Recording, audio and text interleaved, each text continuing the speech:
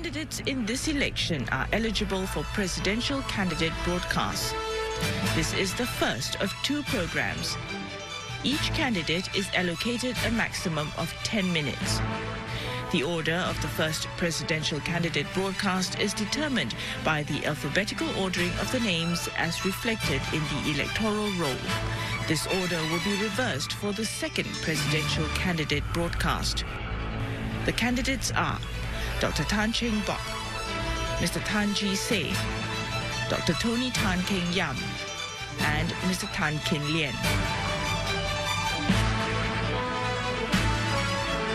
We begin with Dr. Tan Cheng Bock.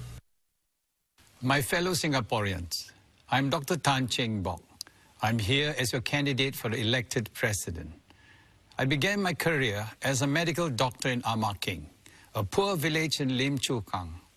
The people I cared for were ordinary Singaporeans. They were simple people who, despite the hard work, had barely enough for themselves. To this day, I have fond memories of the times when these friends confided in me their dreams for the future.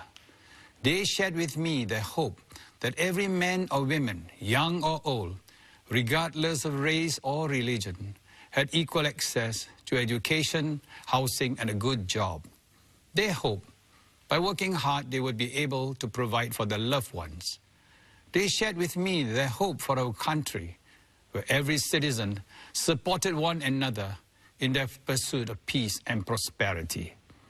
I voiced these dreams of the people in Parliament for 26 years.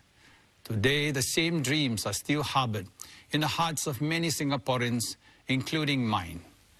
Singaporeans want fairness in life. They also want fairness in their leaders.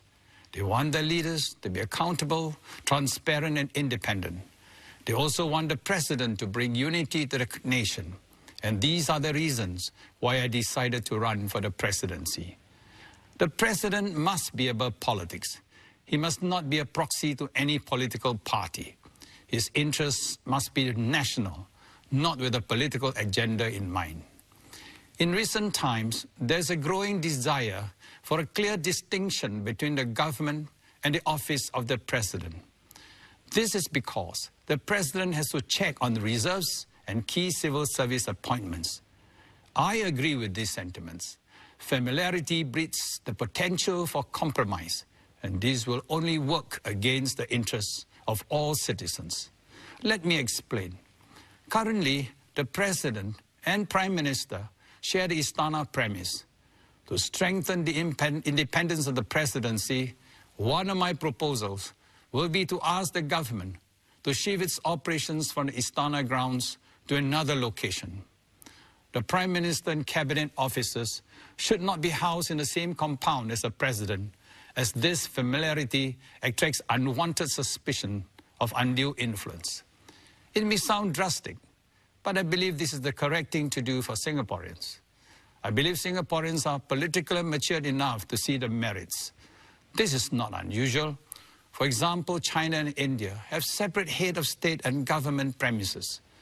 Now, this separation between the president and government is critical to public confidence.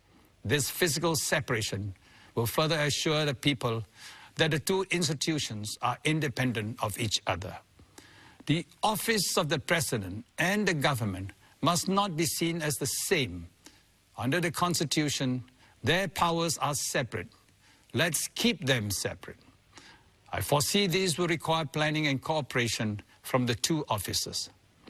Next, I want to enhance the transparency of the presidency. For greater transparency, I will introduce an annual statement to let Singaporeans know whether the president is doing his job in safeguarding our reserves, your CPF, the appointment of civil servants, charitable activities, and national identity programs in the arts, sports, and culture. For example, the people should have yearly assurance on whether the special Singapore government bonds backing their CPF deposits are safe or not. This statement will contain non-secret information. This is your country. The reserves are your money. The government and presidents are serving you. so you deserve to know how things work. Do I deserve your vote, you may ask?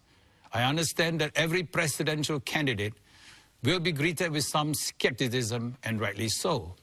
You are, after all, deciding on the best person to be a head of state. I believe that having held positions of leadership in public and private sectors, I will be able to stand up to this scrutiny and gain your vote of confidence.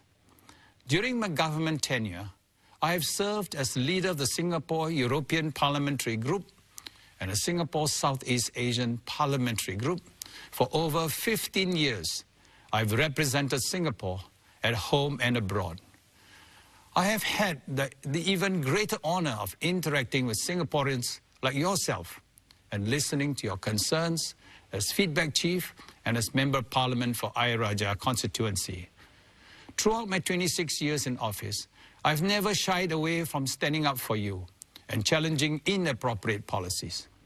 In Parliament, I hotly debated the prevailing foreign talent policy and emphasized the need to think Singaporeans first. This was in 1999, when many Singaporeans were losing their jobs. I also voted against the nominated MP scheme, as these MPs were not elected by you, the people of Singapore. Over the years, I stood up for you, for more C-class beds for the poor in restructured hospitals, for the use of CPF monies to fund your children's tertiary education, for free parking on Sundays and public holidays, for better social and family interaction.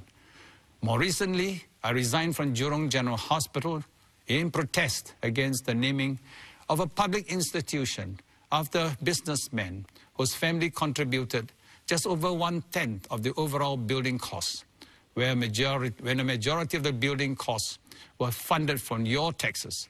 In my view, this in principle is wrong. Besides the public service, I've held leadership positions in major local and multinational companies. Although a medical doctor by training, I have 20 years of corporate experience. I have been the chairman of the board of public listed investment holding company, Chuan Hup Holdings, since 1991. And I'm chairman of DIAP, a subsidiary of one of Europe's biggest dredging companies, since 1997. I've also served as an independent director of ING Asia Private Bank, a subsidiary of one of Europe's largest banks. With the skills and experience gleaned from these corporate appointments, I'm confident of safeguarding your hard-earned savings, irrespective whether they had been anchored in your CPF accounts or used for investment purposes through Temasek Holdings and GIC. I will also ensure that only capable and public-spirited persons are recruited into key appointments. I will hold them to stringent scrutiny and standards. Finally, I hope to use the presidency as a unifying figure to bring together all Singaporeans with different political affiliations, race, language, and religions. I will do this not through political means, but by championing community causes like charities, sports, culture, and the arts. One of my key areas of unification is to champion multiracialism. Multiracialism is vital to unity. We must never forget that Singapore is home for all races, and this harmonious relationship must not be taken for granted. Trust is important, and it must be earned.